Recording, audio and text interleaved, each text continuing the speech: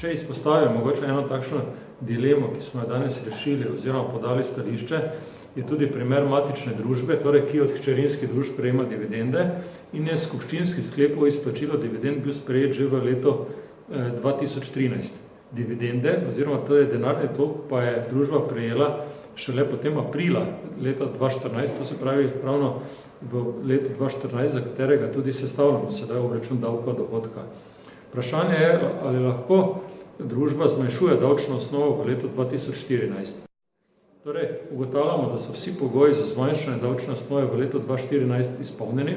Družba je torej evidentirala prihodke od prejetih dividend že v letu 2013 in glede na to, da so pa bile dividende torej prejete v letu 2014, lahko v skladu z zakonom o davku od dohodka pravnih oseb torej te prejete dividende izvzema iz davčne osnove. Torej, ne glede na to, da v letu 2014 pa ne bo evidentiranih prihodkov.